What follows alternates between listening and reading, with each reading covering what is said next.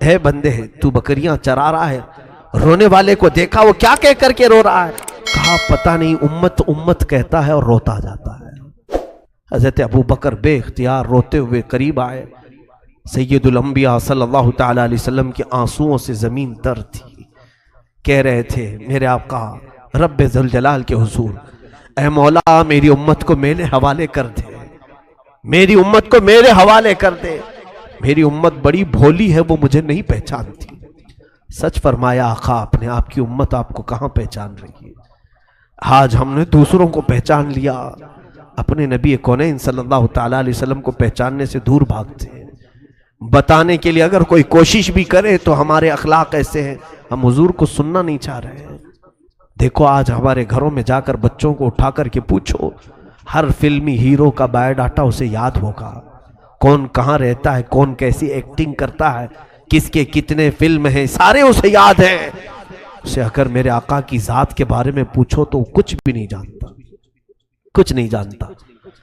صحابہ کے بعد دیگرے وہاں آئے، سبوں نے درخواست کی کہ آقا سر مبارک کو اٹھائیں، سجدہ اتنا طویل ہو گیا تو جسم پر تکلیف ہو جائے گی۔ حضور پاک صلی اللہ تعالی علیہ وسلم اسی طرح سجدے میں ہیں۔ تو اس کے بعد صحابہ نے کہا کہ حضور کسی کی بھی بات پر سر نہیں اٹھاتے۔ مشورہ یہی طے پایا کہ حضرت فاطمہ کو بلایا جائے، اگر حضرت فاطمہ کہیں گی تو حضور ضرور سر اٹھائیں گے۔ سبوں نے جا کر کے سیدہ کے گھر یہ درخواست کی کہ اللہ کے حبیب تمہارے بابا سر جو سجدے میں رکھیں اٹھاتے نہیں، بے اختیار روتے جا رہے ہیں۔ سیدہ حجاب کے ساتھ آئیں، پردے کے ساتھ آئیں، سارے لوگ ہٹ گئے۔ رسول پاک صلی اللہ علیہ وسلم کے کندھے پر ہاتھ رکھتی ہیں، کہتی ہیں بابا آپ کی فاطمہ آئی ہے، آپ سر اٹھائیں۔ رسول کریم صلی اللہ علیہ وسلم اسی حالت میں سر رکھے ہوئے تھے۔ ہم گنہگاروں کی تسبیح آج ہم سجدے میں جاتے ہیں تو اپنی مطلب کی مانگنے کے لیے جاتے ہیں۔ ہم تو سجدوں میں یہی کہتے ہیں نا، مولا مجھے یہ دے دے، مجھے یہ دے دے۔ وہ رسول پاک ہم جیسے نکموں کو مانگ رہے تھے، مولا بعد میں آنے والی امت میرے حوالے کر۔ قربان جاؤ اس نبی کے سجدوں پر کہ ہم کو حضور نے سجدوں میں مانگا ہے۔ سیدہ فاطمہ کی بار بار اصرار پر حضور نے سر نہیں اٹھایا۔ سیدہ کائنات نے صرف اتنا کہا یا رسول اللہ صلی اللہ علیہ وسلم، فاطمہ آپ سے وعدہ کرتی ہے آج کے بعد سے مولا تعالیٰ جتنی بھی مجھے حیات دے گا، جب تک کی زندگی دے گا، قسم ہے رب ذوالجلال کی فاطمہ کوئی رات نہیں سوئے گی، صرف آپ کی امت کی بخشش کی دعا کرے گی، صرف میں آپ کی امت کی بخشش کی دعا کروں گی۔ حضور پاک نے جب ان سے یہ سنا تو اپنا سر اٹھایا، فاطمہ کو دیکھا کہ میری امت کی بخشش کا درد یہ بھی رکھتی ہے۔ میرے عزیزو ایک بیٹی کی ذمہ داری یہ بھی ہوتی ہے کہ وہ اپنے باپ کی فکروں میں ساتھ دے، باپ جس طرح کی فکر میں ہے اسی فکر میں وہ لگے۔ رسول کریم صلی اللہ تعالی علیہ وسلم کی اس لخت جگر نے امت کا بوجھ اپنے اوپر اٹھایا، اور پھر روایات یہ بتاتی ہیں رات کے بعد وہ خود سجدے میں جاتی تھیں تو ادھر بلال حبشی کی اذان ہو جاتی تھی فجر کی، تب تک وہ سجدے میں رہتی تھی۔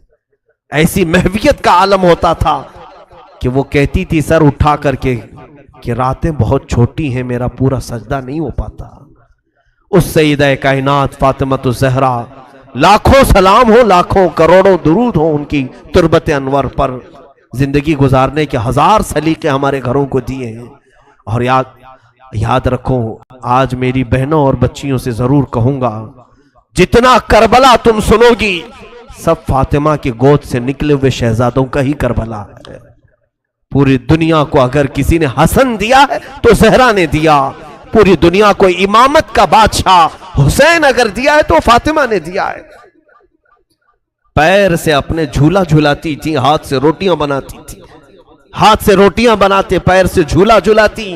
اس جھولا جھلانے کے وقت بھی کئی آیتیں ہیں پڑھتی رہتی تھی، طٰہٰ ما انزلنا علیک القرآن لتشقیٰ، کبھی یاسین والقرآن الحکیم۔ یہ قرآن کی صورتیں تلاوت ہو رہی ہیں، حسنین کریمین کو جھولے جھلائے جا رہے ہیں۔ یہاں تو ہم گانے فلاں فلاں چیزیں گا کر کے بچوں کو سلانے کی عادت ڈالتے ہیں، حسنین کریمین نے تو اپنی ماں سے قرآن کی لوریاں سنی ہیں۔ رسول کریم صلی اللہ تعالی علیہ وسلم کا یہ گھرانہ جو پورے دین اسلام کو بچانے کا ضامن ہے. دیکھیں آپ حضور جب نجران کے عیسائیوں کے ساتھ مقابلے کے لیے بھی چلے تھے تو انہی گھر والوں کو لے کر چلے تھے.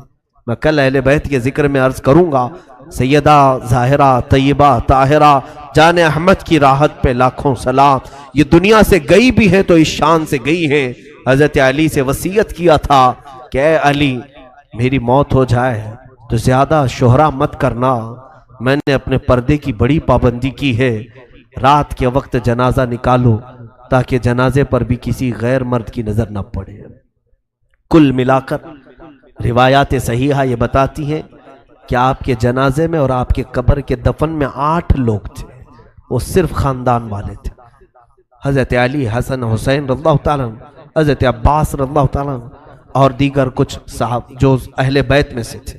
یہی لوگ رہے. سیدہ فاطمہ الزہرا رضی اللہ تعالیٰ عنہا کو رات کے وقت دفن کیا گیا. اب آخری حدیث سن لو میرے آقا صلی اللہ علیہ وسلم.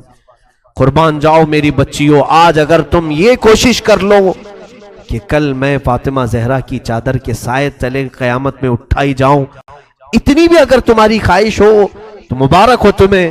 حدیث سن لو مجھ سے. میرے آقا صلی اللہ علیہ وسلم نے فرمایا قیامت کا منظر ہوگا، اہل محشر اپنے حساب کتاب میں مصروف ہوں گے، سب کا حساب کتاب چل رہا ہوگا.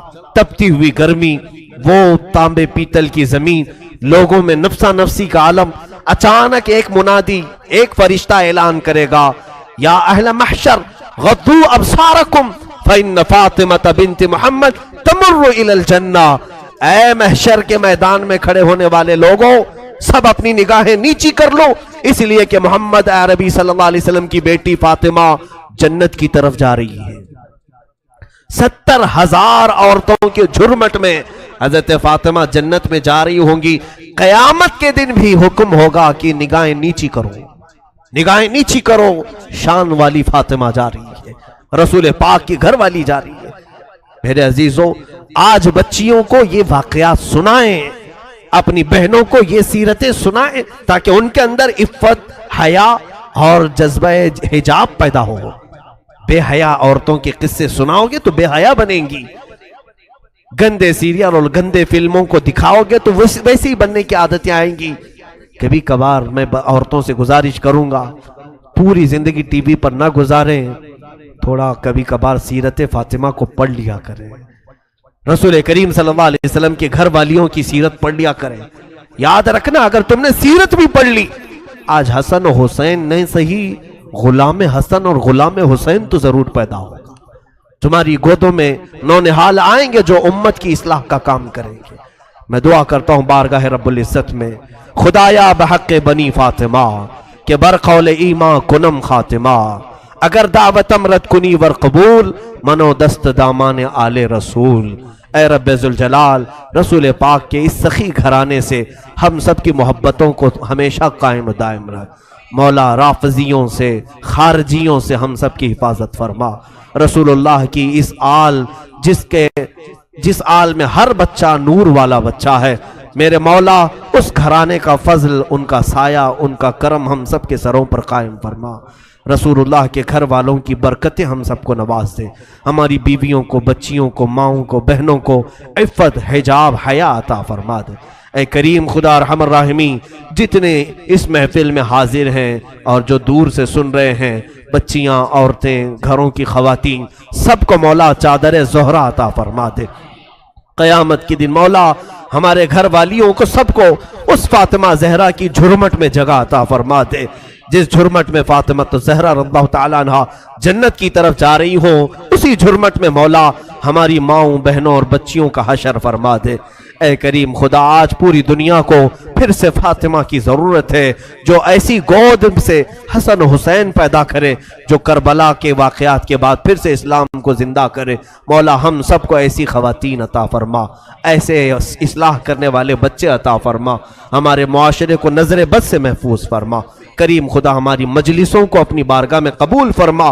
اور ہماری اس مجلس کو ہماری نجات کا ذریعہ بنا دے، قیامت کے دن اسی مجلس کو ہماری بخشش کا ذریعہ بنا دے، امت مصطفیٰ کی خیر ہو، مولا دشمنان اسلام کو تو تباہ و برباد فرما، ان کے ناپاک منصوبوں کو تو خاک میں ملا دے، اسلام و سنیت کا بول بالا فرما، کفر و شرک کا منہ کالا فرما۔ اے رب ذوالجلال ہماری دعاؤں کو رسول کریم صلی اللہ علیہ وسلم کی نالین پاک کے صدقے قبول و مقبول فرما، وصلی اللہ تعالی علی خیر خلقہ محمد وآلہ واصحابہ اجمعین، وآخر دعوانا الحمدللہ رب العالمین۔